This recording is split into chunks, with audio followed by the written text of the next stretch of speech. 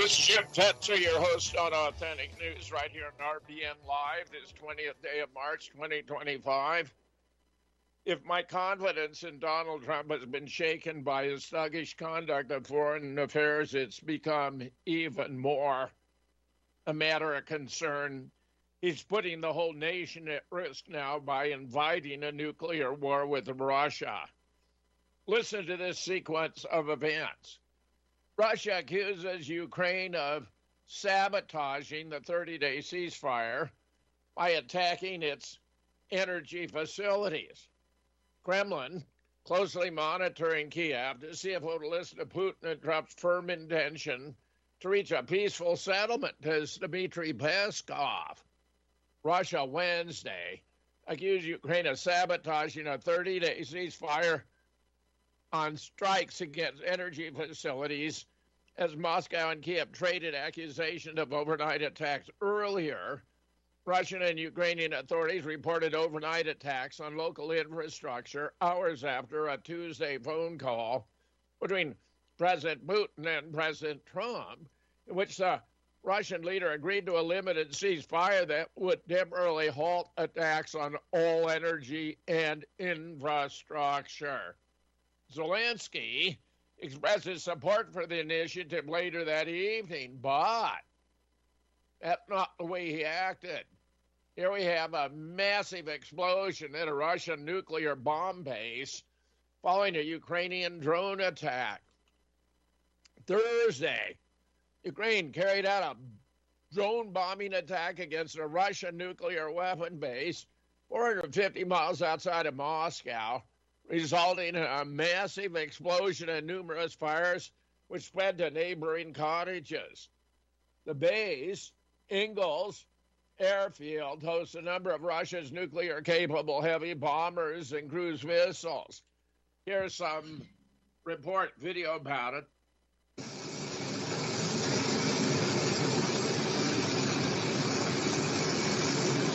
A lot of fire taking place. Here's a massive explosion. That looks a lot like a mushroom cloud. So, what does Trump do? What does the President of the United States, who declared he's a non-interventionist, wants to bring peace to the region? Trump pushes Zelensky to put Ukrainian power plants under U.S. control. What in the world is this? What that means is when Putin retaliates against the hits against Russian energy sources, he's going to be hitting power plants that are now under U.S. control. I mean, how idiotic is this? The suggestion was part of a phone call in which Zelensky accepted Russia's offer for a mutual pause in attacks on energy targets for 30 days. U.S. President Donald J. Trump, I mean, this guy is the idiot of the ages, has urged Ukrainian President Zelensky to hand over control of Ukraine's energy infrastructure to American companies to shield the country from further Russian attack. This is just outrageous. During a phone call Wednesday, in which Zelensky accepted Russia's offer for a mutual pause in attacks on energy targets for 30 days, Trump suggested a U.S. takeover of Ukraine nuclear and electrical facilities could serve as a long-term deterrent against attacks, according to a readout from the State Department, meaning because they're under American control, Russia won't dare attack them. Well, I dare say it's the opposite. Russia has to attack them. So by putting them under U.S. control, Trump is deliberately provoking a Russian attack on what would now be claimed to be American properties. I mean, that's a recipe for nuclear war right there, thanks to Donald J. Trump. Idiot President of the United States. I am so shocked. It's bad enough he's threatening everyone under the sun in a thuggish fashion. More to come. Meanwhile, Ukrainian forces have destroyed 48 churches, architectural monuments in Russia's Kursk region. This is the people we're up against. These are Nazis. According to Alexander Kashinstein, not a single war criminal who committed atrocities in the Kursk land should escape deserved punishment. Kursk, 14 March, pass. The Ukrainian armed forces have completely or partially destroyed 48 cultural heritage sites in the border areas of the Kursk region. Regional authorities have asked the Main Ministry Investigation Directorate to investigate the crimes. Acting governor of the region, Alexander Shinstein, said on his Telegram channel. Okay, that was, of course, not quite a week ago. The point is, this is what they do. They're committing atrocities galore. They're destroying cultural artifacts, churches. These are disgusting people. Now, if you want more reason to question Trump's competence in terms of foreign policy, get this. Trump threatens Houthis they'll be completely annihilated as U.S. airstrikes pound Yemen. This is ridiculous. Dubai. U.S. President Donald Trump threatened Yemen's Houthi rebels. They aren't Houthi rebels, they're the government of Yemen. Wednesday, that they'll be completely annihilated as American airstrikes pounded locations under their control, while further pressuring the group's main benefactor, Iran. What's he think he's doing? Yemen has declared war on Israel. Yemen, under the rules of war, is entitled to interdict shipping, bringing supplies, military equipment, and so forth to Israel. That's what they've been doing. They've been very candid. They've said they'll stop when Israel stops denying Palestinians of food and aid and medical supplies. The Israelis, of course, are not allowing the Palestinians in Gaza to have food or medical supplies or other forms of aid. So the Houthis are continuing. They're fearless. They're robust. They're resilient. They do not fear death. They've been subjected to constant bombardment by U.S.-made and British planes and bombs. My God, how long now? Could it be 10 years? They're used to this. And who the hell does Trump think he's going to completely annihilate a nation? How's that going to go down in the eyes of the world? They're at war with Israel, and here's Trump intervening and threatening he's going to completely annihilate a nation. Doesn't he understand he's committing war crimes here, wars against laws, violating international law, committing crimes against humanity, violating the United Nations Charter? With this kind of a president, I say to hell with Donald Trump. I am disgusted. Meanwhile, how are they responding? Are they intimidated by Trump's thuggish tactics?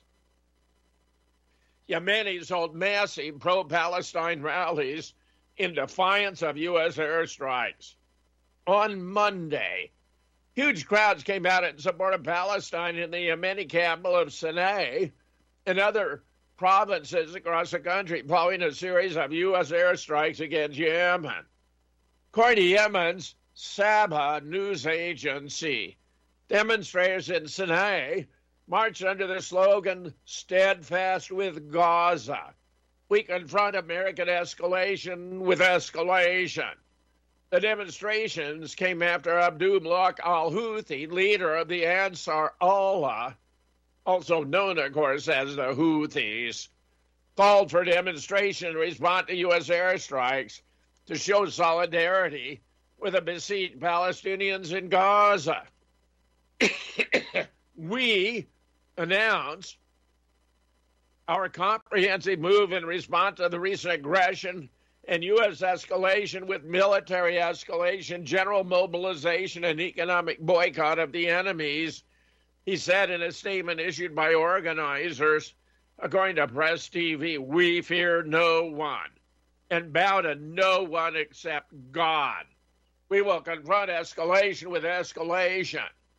This, in my opinion, is the most admirable military force in the world today.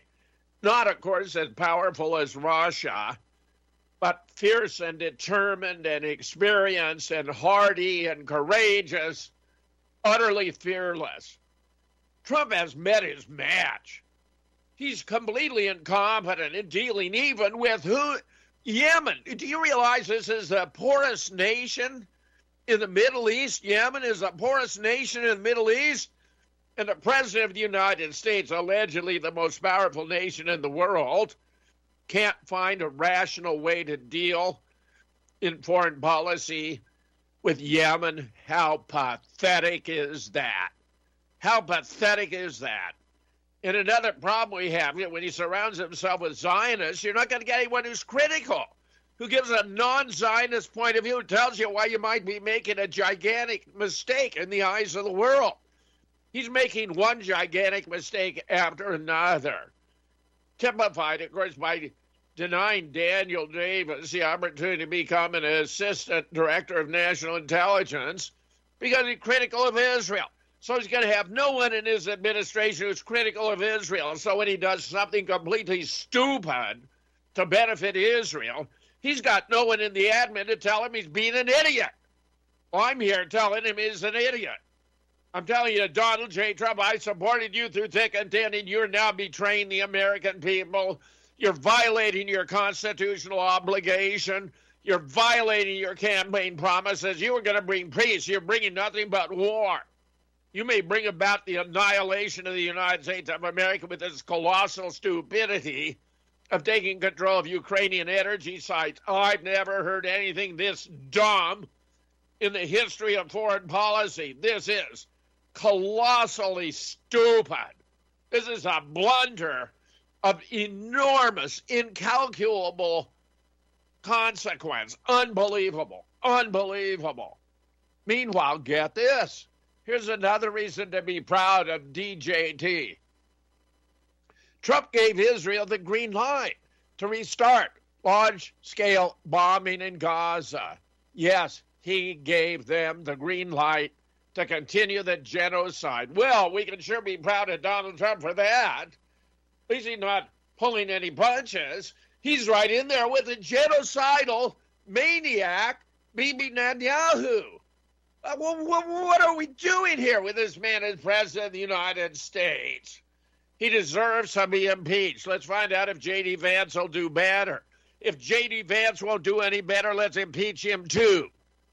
Donald Trump has blown it. As far as I'm concerned, he's proving himself to be a thug, but not just a thug, a moron, a thuggish moron on the world stage. And, of course, with no scruples whatsoever, no recognition of international law, no adherence to the Geneva Convention, no adherence to the United Nations Charter. I mean, this is just stunning. This is disgraceful. This is disgusting.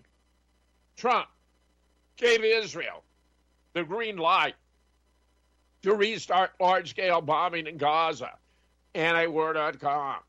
According to a report from the Wall Street Journal, President Trump gave Israel the green light to restart its genocidal war on Gaza by launching massive airstrikes on the besieged territory, which killed at least 404 Palestinians, including scores of women and children on Tuesday morning.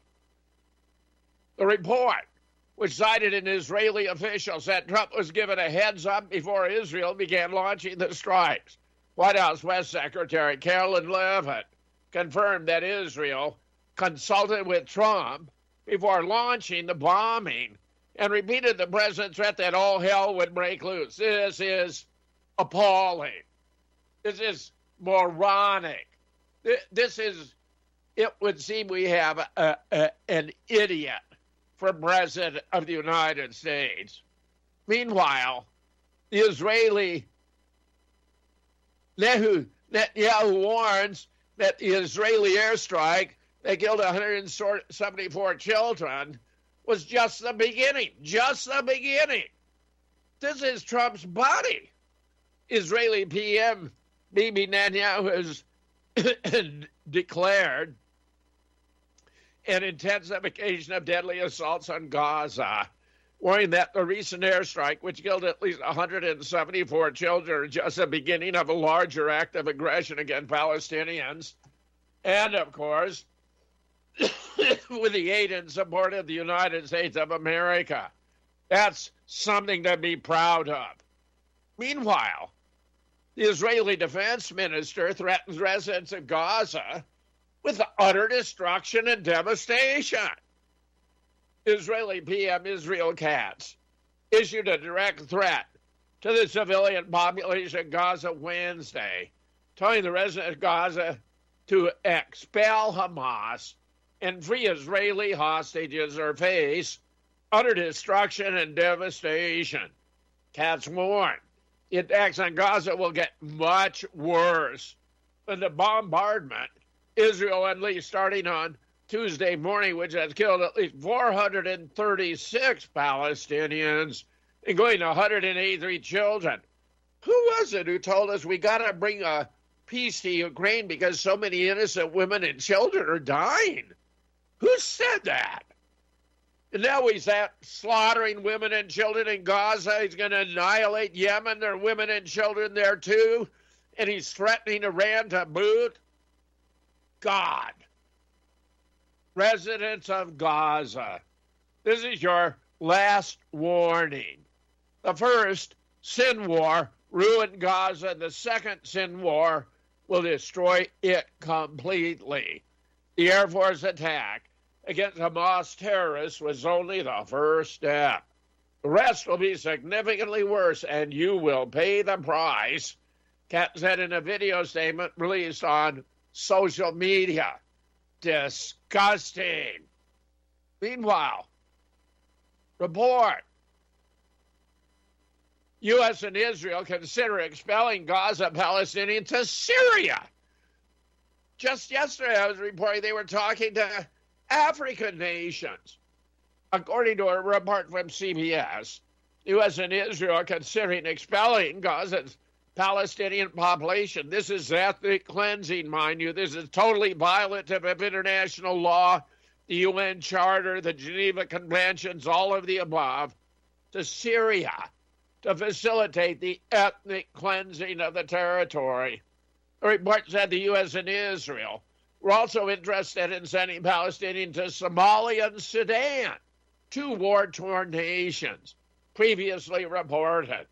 Somalia has denied it was approached by U.S. and Israeli officials, and Sudan has yet to comment. A source told CBS the Trump admin has attempted to reach out to Syria's interim government, which is led by the al-Qaeda offshoot Hayat Tahrir al-Sham, HTS, about the idea of resettling Palestinians in Syria through a third party. Yeah, you know, they're beheading all the Christians and Alawites. I mean, this is just going to be more heads for them to chop. Unbelievable. Meanwhile, here we have the mass expulsion of Palestinians will not be a cakewalk from the Libertarian Institute. Contrary to what Donald Trump thinks, removing Palestinians from Gaza will not be an easy task.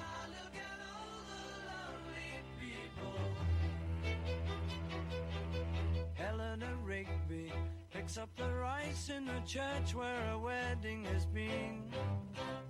Lives in a dream, waits at the window, wearing the face that she keeps in a jar by the door. Who is it for? All the lonely people. Tahibo Tea Club's original Pure Pouty Arco Super Tea helps build red corpuscles in the blood, which carry oxygen to our organs and cells. Our organs and cells need oxygen to regenerate themselves. The immune system needs oxygen to develop, and cancer dies in oxygen. So the tea is great for healthy people because it helps build the immune system, and it can truly be miraculous for someone fighting a potentially life-threatening disease due to an infection, diabetes, or cancer. The tea is also organic and naturally caffeine-free. A 1-pound package of tea is $49.95, which includes shipping. To order, please visit drinksupertea.com. The first word is drink, spelled D-R-I-N-K, then the word super, then the word tea. The complete website is drinksupertea.com.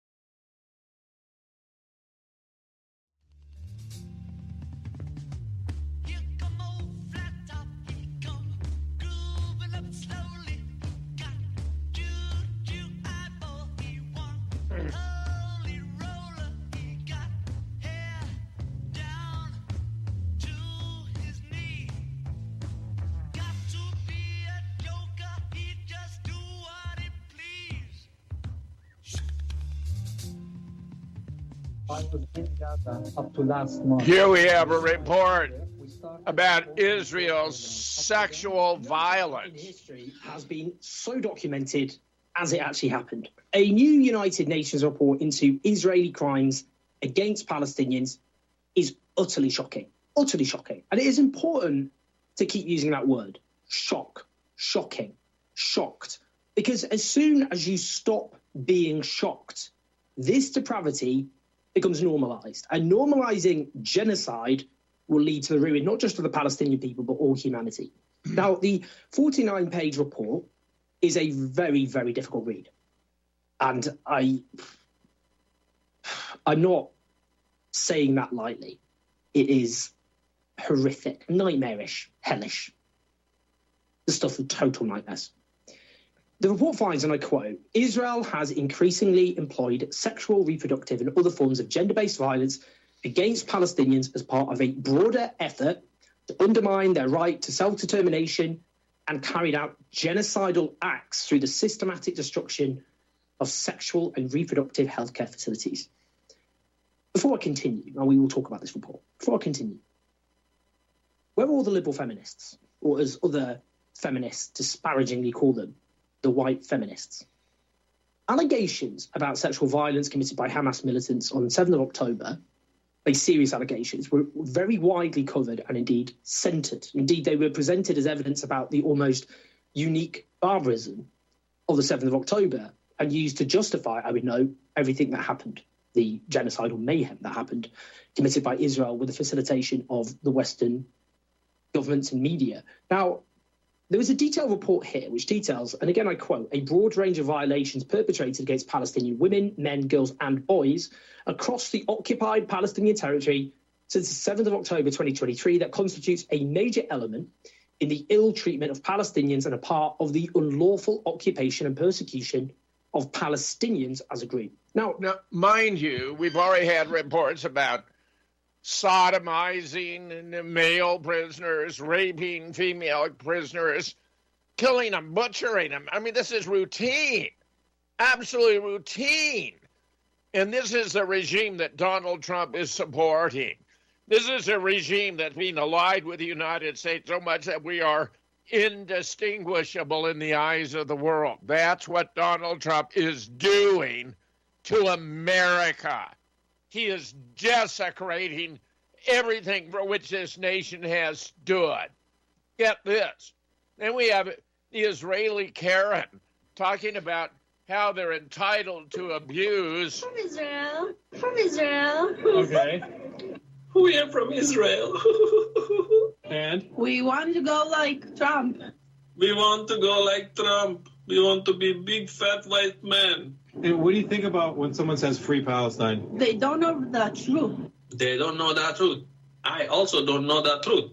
Okay, what's the because truth? Because I'm living in Israel and I know what happened.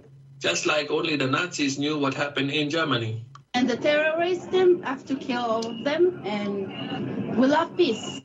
We have to kill everybody.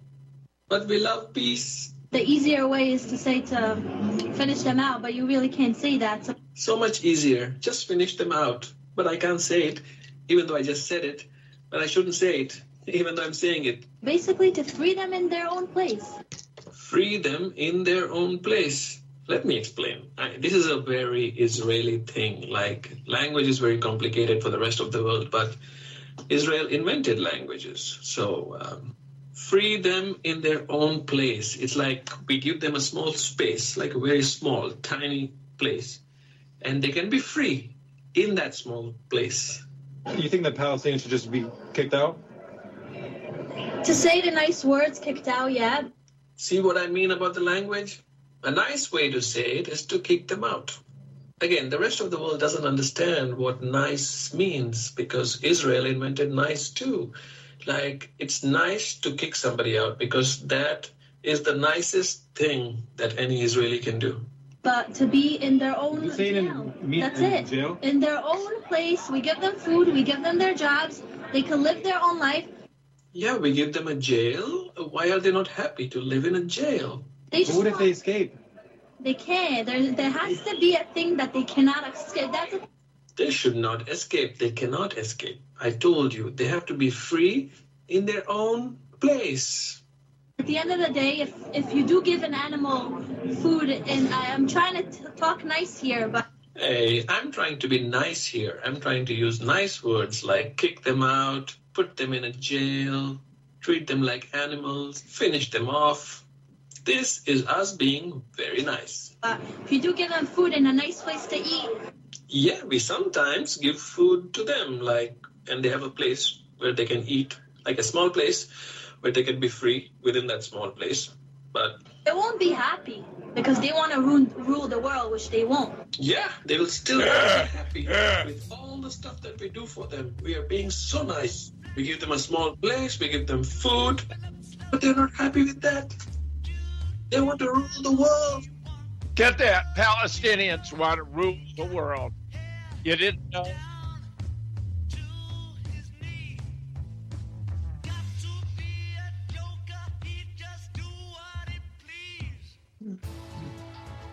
You are tuned in to the Republic Broadcasting Network. Visit our website by going to republicbroadcasting.org.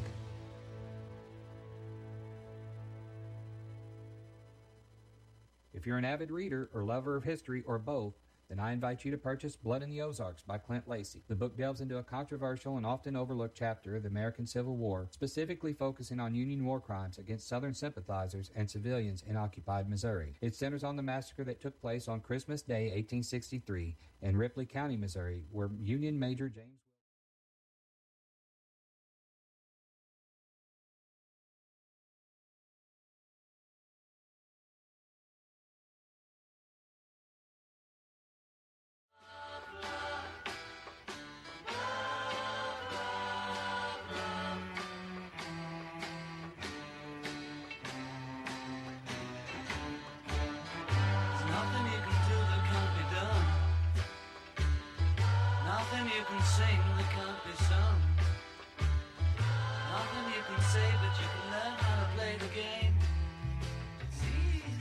Dear Scott Ritter in the Brass Jack interview, not one person had to die in a war between Ukraine and Russia.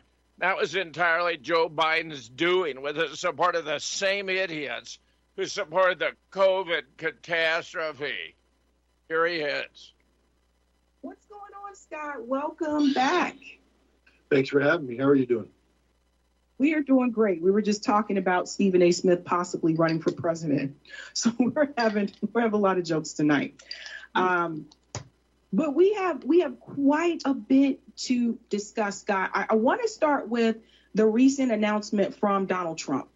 Because right now, for those who are not aware, Donald Trump apparently has spoken with Vladimir Putin about ending the war in Ukraine.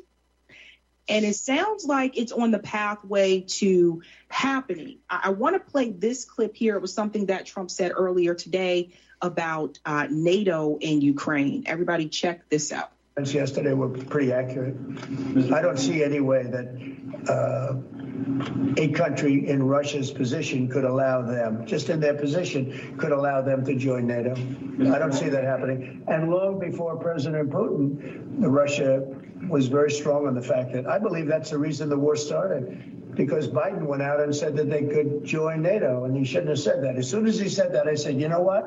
You're going to have a war now, and I was right about that. This is a war that would have never happened if I were president. You don't think it was President Biden's fault, not President Putin? I think he's the one. I think Biden is incompetent, and I think when he said that they could join NATO, I thought that was a very stupid thing to say. I thought when he said, well, it depends if it's a minor incursion, In other words, it's okay if Russia does a minor incursion. I thought that was a very foolish thing to say.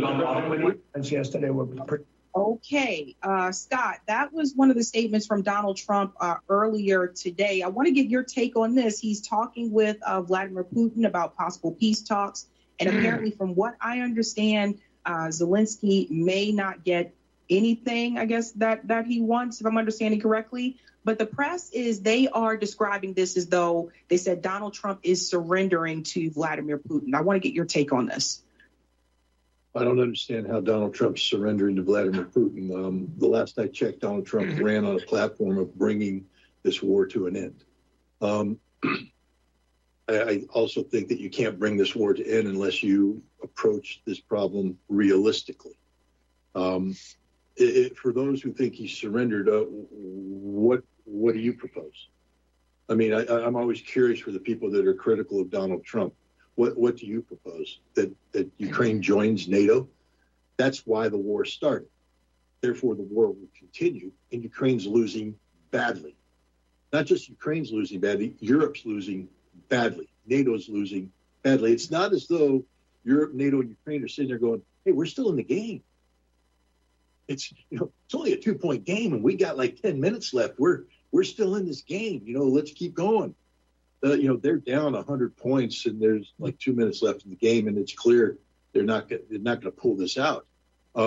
Trump's trying to save lives. I mean, and that's the other thing. All the people that are critical, Trump's surrendering. Tell that to the Ukrainian mom whose child is going to live because this war ends soon, because otherwise the child just dies. Tell that to the people who live in Odessa right now, in Kharkov, who want to be part of Ukraine. But if they continue with this war, Russia will take those territories and absorb them, and then they won't have anything. Tell that to every American out here who's alive today who won't be if this war goes south and becomes a nuclear war between Russia and NATO. So did Trump surrender? No. First of all, this isn't Trump's war. He hasn't lost anything. He's just trying to stop it. He's trying to bring it to an end. And he's doing it realistically. Look, he had a guy named Keith Kellogg. Everybody might be familiar with that name. He was the Ukraine. Let me just say, he was doing well right up to a certain point, but now he's put the United States in Ukraine. He's making the United States a part of Ukraine, and a part of Ukraine that Russia has to attack because it's their energy centers in retaliation for attacking those of Russia itself by Ukraine. So he's throwing it all away. This wasn't an American war. Now he's made it an American war. Catastrophic. Meanwhile, Ron Paul, President Trump, stop bombing Yemen and exit the Middle East. This guy was always the embodiment of common sense. Over the weekend, President Trump ordered a massive military operation against a small country of Yemen. Was Yemen in the process of attacking the United States? No. Did the president in that case go to Congress and seek a declaration of war against the country? No. The fact is, Yemen hadn't even threatened the United States before the bombs started falling. Last year, candidate Trump strongly criticized the Biden admin's obsession with foreign interventionism to the detriment of our problems at home. In an interview at the Libertarian National Convention, he criticized Biden's warmongering to broadcaster Tim Pool, saying, you can solve problems over a telephone. Instead, they started dropping bombs. Recently, they're dropping bombs all over Yemen. You don't have to do that. Yet once in office, Trump turned to military force as his first option. Since the Israel-Hamas ceasefire plan negotiated by Trump's special envoy, Steve Witkoff, Yemen has left Red Sea shipping alone. However, after Israel implemented a total blockade of humanitarian relief to citizens of Gaza last week, Houthi leaders threatened to again begin blockading Israel's Red Sea shipping activities, totally in accordance with the laws of war. And remember again, Yemen has declared war on Israel. That was enough for President Trump to drop bombs and launch missiles for hours, killing several dozen Yemeni citizens, including women and children, in the process. Just outrageous. Meanwhile, here we have the Israeli-American mega donor behind the speech crackdowns. Get this, Miriam Adelson is more than a founder of the Maccabee Task Force. She's also its president. The Trump admin's effort to deport a Columbia University graduate student, Mahmoud Khalil, in retaliation for Khalil's role in campus protests opposing Israel's war in Gaza, showed the length to which the White House had prepared to go to police speech about Israel. The administration's unprecedented decision to seek the deportation of a U.S. permanent resident without bringing any criminal charges has an overlooked ally, however. The longest financier of Trump's 3 presidential campaigns, Israeli-American billionaire Miriam Adelson. Adelson's support for the admin's campaign to stifle criticism of Israel on college campuses isn't a new focus, but her alignment with the levers of state power to implement her vision are unprecedented. In fact, tax documents reveal she is directly overseeing a social media campaign targeting Khalil and Columbia University. Despicable. But Trump, as president, is supposed to uphold the Constitution of the United States. A First Amendment is as important as any element in our governing documents. Freedom of speech, freedom of assembly, freedom of press, freedom of religion. He's violating it massively on behalf of Israel. I don't like it, and neither should you. Meanwhile, a judge has denied Trump's bid to toss the Columbia students' challenge to arrest, to toss it out. A U.S. judge on Wednesday denied a bid by President Trump admin to dismiss detained Columbia University student Mohammed Khalil's challenge to the legality of his arrest by immigration agents over his participation in pro-Palestinian protests but moved the case to New Jersey. Manhattan-based U.S. District Judge Jesse Furman agreed with the Justice Department he did not have jurisdiction over the case and ordered the case moved to federal court in the state of New Jersey, where Khalil was held at the time his lawyers first challenged his arrest in New York. Furman did not rule on Khalil's bid to be released on bail from detention. Neither Khalil's lawyers nor the Justice Department immediately responded to requests for comment. This is going to go down as a colossal blunder on the part of Donald Trump. He had the right to participate in those protests, I have no doubt. And Trump was basically violating his responsibility as president to preserve, protect, and defend the Constitution by violating the Constitution on behalf of Israel. None of us have any doubt what's going on here. Meanwhile, absurdity of absurdities, Senator Schumer. Trump not doing enough for Jews. Give me a break. New York Senator Chuck Schumer lambasted President Trump Tuesday for not doing enough for Jews and being too tolerant of anti-Semitism. Too tolerant of anti-Semitism. What's he want? Any protester to be shot on the spot? Is that the Chuck Schumer policy? During an appearance on MSNBC, the Democrat Senate Minority Leader said Trump had far too often tolerated all kinds of anti-Semitic things. He regards the Jews as sort of transactional. So money, the Jews, votes, the Jews, but no real understanding of who we are. This is bizarre. Bizarre. Not doing enough for the Jews. Meanwhile, huge, 84 to 16 vote. Only Dems and Bernie Sanders voted no. Get this.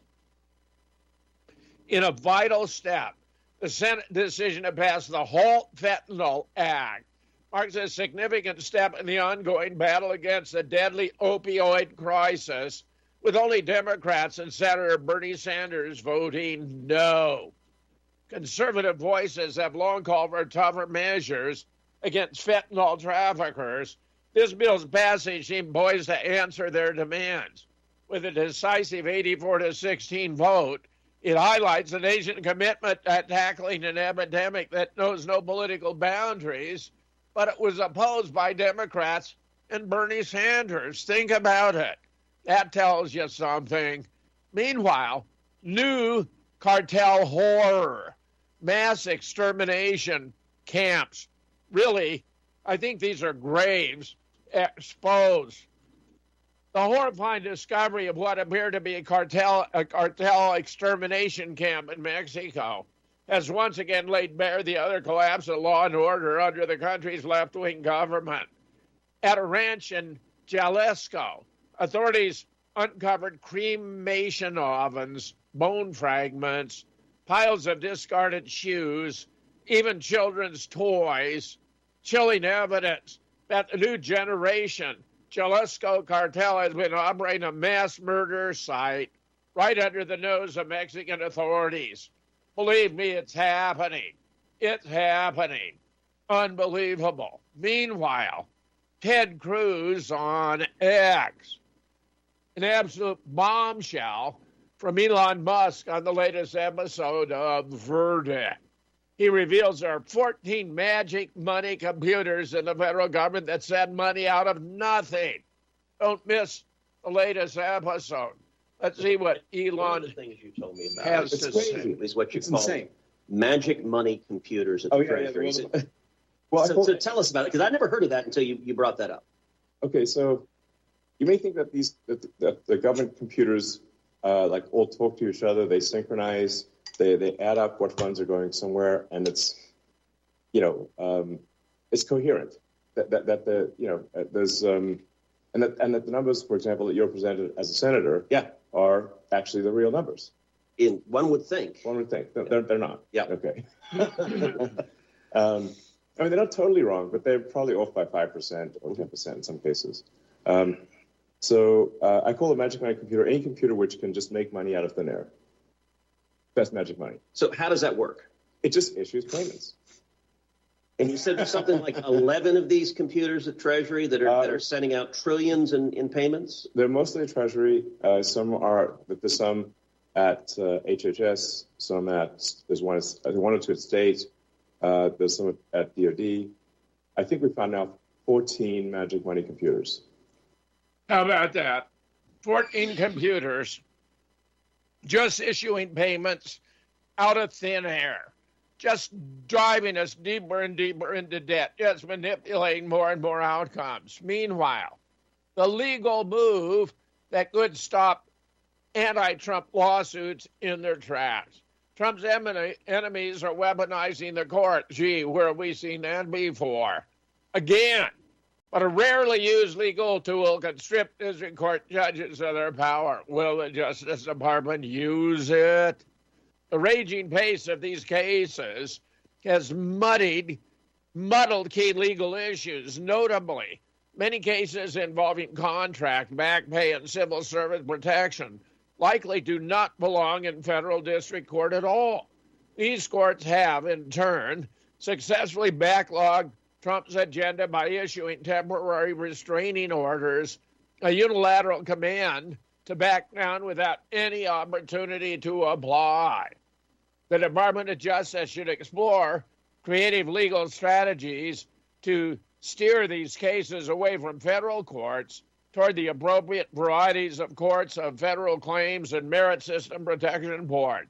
At the same time, the White House should take steps to ensure these are fair venues for claims against the administration rather than partisan courts presided over by residual Biden appointees. Yes, good idea. Meanwhile, Robert Malone, MD, the JFK files still waiting after all these years. I wasn't sure anything would be worthwhile in these files as it seemed like any real document alleging CIA or government involvement would have been burned long ago. The new JFK file document said,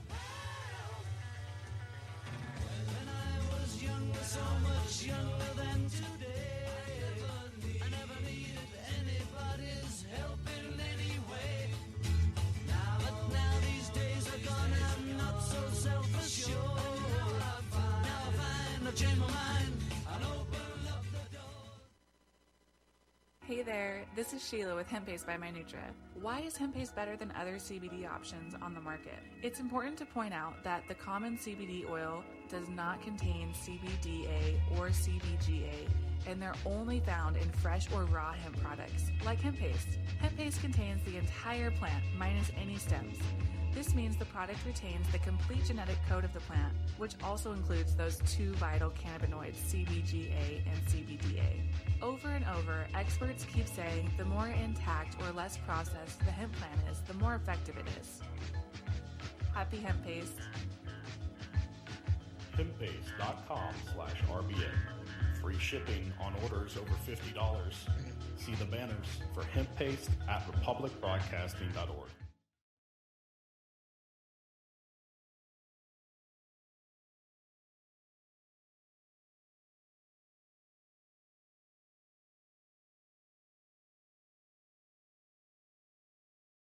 Five more stories about the JFK files I'll mention briefly and expand on one.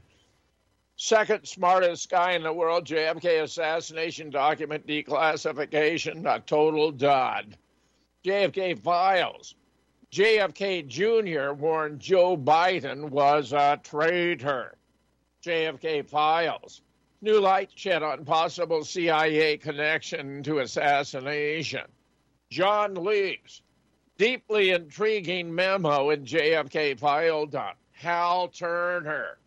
Bombshell release. Full Schlesinger memo advising JFK to disband the CIA. Memorandum for the President. President President Rosa Arthur Schlesinger's full 15-page memo calling for President John F. Kennedy to break up the CIA in 1961. Schlesinger called the CIA a rogue state within a state. No one knows how many potential problems are being created by CIA clandestine operations. Schlesinger. The contemporary CIA possesses many of the characteristics of a state within a state. There is no doctrine governing our conduct of clandestine operations. Schlesinger slammed the idea that the CIA should fight fire with fire to defeat communism. If fighting fire with fire means contracting the freedoms traditionally enjoyed by Americans in order to give more freedom to the CIA, no one seriously wishes to do that. Very impressive. That is a significant finding in these releases. Meanwhile, as I may have mentioned before, Michelle Obama's podcast struggles to spark interest among listeners. No one cares. On the abuse of legal and scientific standards, the absence of legal and scientific standards of evidence for public health emergencies and emergency countermeasures. This is significant.